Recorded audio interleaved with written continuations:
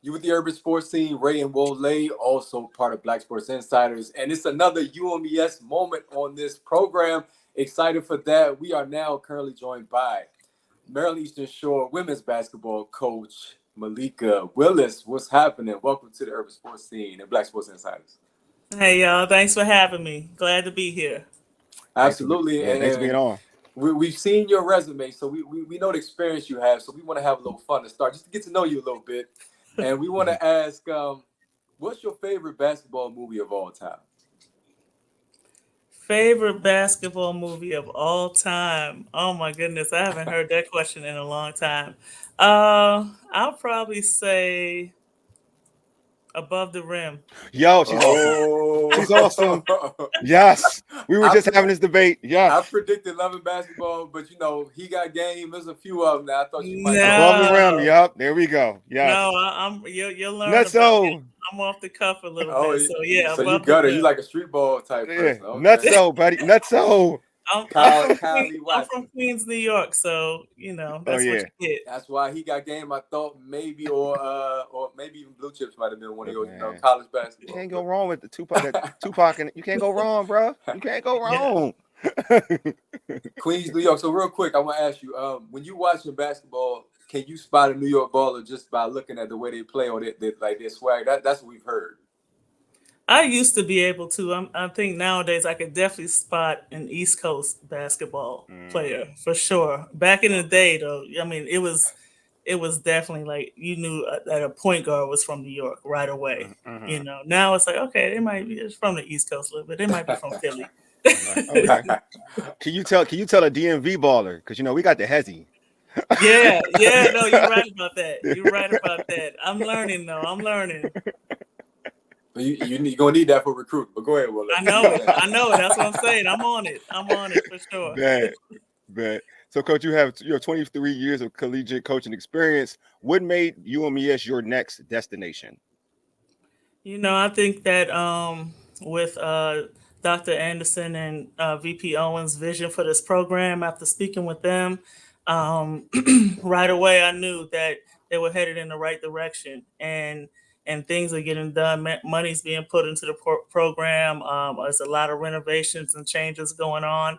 And it's going in a direction where I would love to see it go. I'm familiar with the conference. I used to be in this conference 15 years ago. But so the MEAC is something that always has piqued my interest. So, again, being over here in Princess Anne, I think that recruiting is going to go in the right direction. It's going that way right now. We brought in 5 transfers right away, and we just got our first 2025 commit last weekend. So we're moving in the right direction. So, Coach, speaking of some of the recruits and whatnot, who are some of the players that you're going to rely on going into the season? A little bit of everything. We were left with some good pieces. That we have a lot of experience coming back. 6 seniors, 7 juniors. Again, 4 of those are transfers, but still, we're relying on a lot of returners as well as a few of our newcomers that are on the team. We got 3 grad transfers. Again, I told our team early on, we don't have a lot of rules. We explain what the rules are, but I said, we're too old not to be doing what's expected and, going backwards. So they get it. And they're hungry to get on this court, give a little payback out, things like that. And I'm with them. I'm right there with them. I love it. I hear you. And you know what? 2 years ago, this team was right there. They were competing for that MEAC championship. Some buckets at the end of that game in the final seconds, of course, led to the elimination from the MEAC tournament. But last year, the expectations were high. And I mention it because you got some returning players, and they know what they're capable of. So I think that's exciting to mix with the new group that you're bringing in. That's all I want to say. Yeah, no, and they bring that up too. So they definitely. This isn't, well, what we gonna do, Coach? They're like, no, this is what we're gonna do. This is what we need to do before we leave. And I'm, like I said. That's why I'm here. Hopefully we can get it done, and we're all on the same page. So I'm guessing Coppin is circled on the schedule? I mean, I was there. We were there. So I'm just saying we were there. I'm just saying. Yeah, we got this drill at the end of workouts where it's called Beat the MEAC, and they have to call out certain teams. So we've only done it twice so far. I So get it. that name sounds familiar. Yeah, I got you. I'm here. Well, Cobbin had us circled last year. Again, I can say us for these interviews.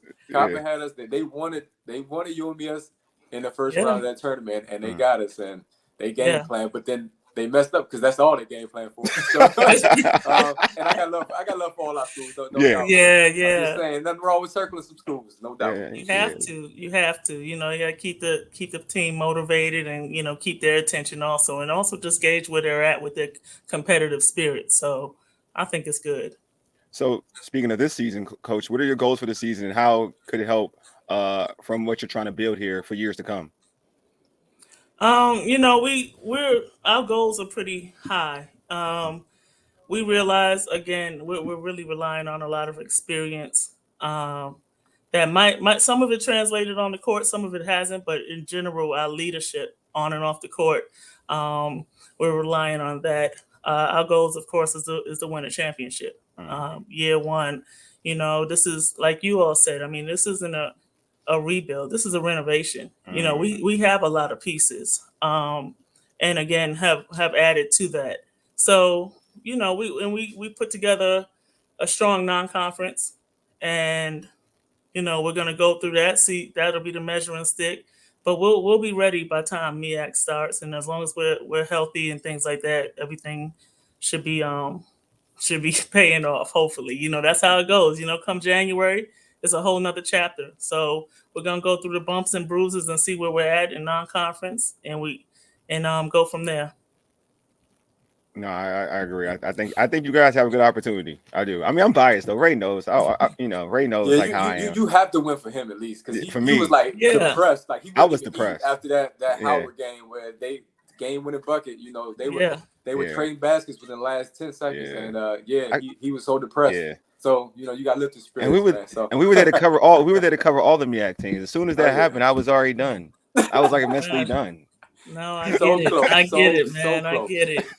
Those guys worked so hard, though. They really did. Yeah, and that's the thing. They are hardworking, and they're competitive. So we just got to keep that going and keep it as consistent as we can. So try and make y'all happy. Yeah. Please make me happy. Good. I can't deal with stress. I already got no grades in this bit. I can't deal with the stress. I know it.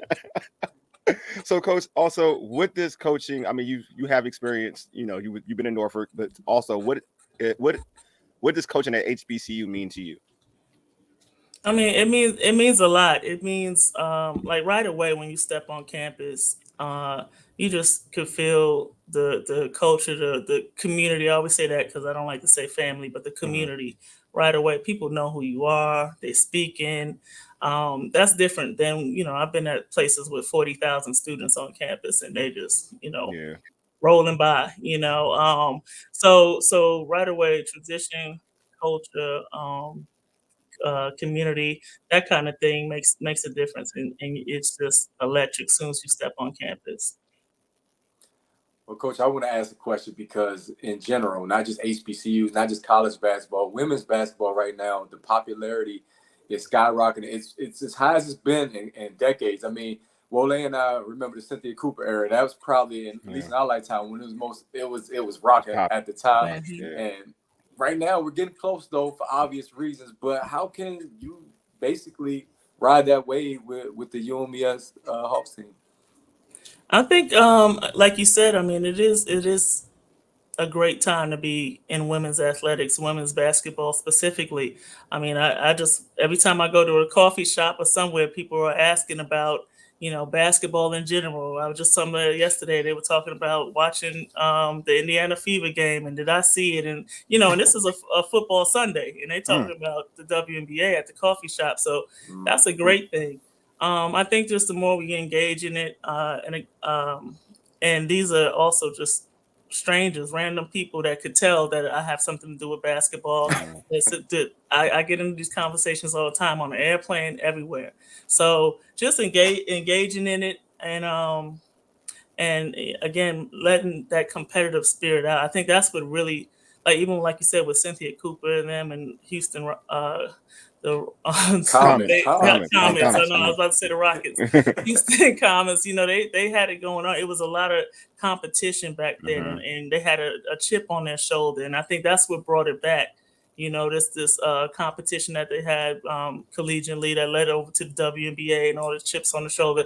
That kind of thing, I think it's a good thing for viewership and things like that. Of course, with sportsmanship is important, but that's part of it, that competitive edge. So I think that's how you keep engaging in it and keep it very competitive. And the parity right there also is a change with the transfer portal and things like that. So I think it all ties in, but you have to talk about it. You have to keep it, breaking news, what's going on today in women's basketball.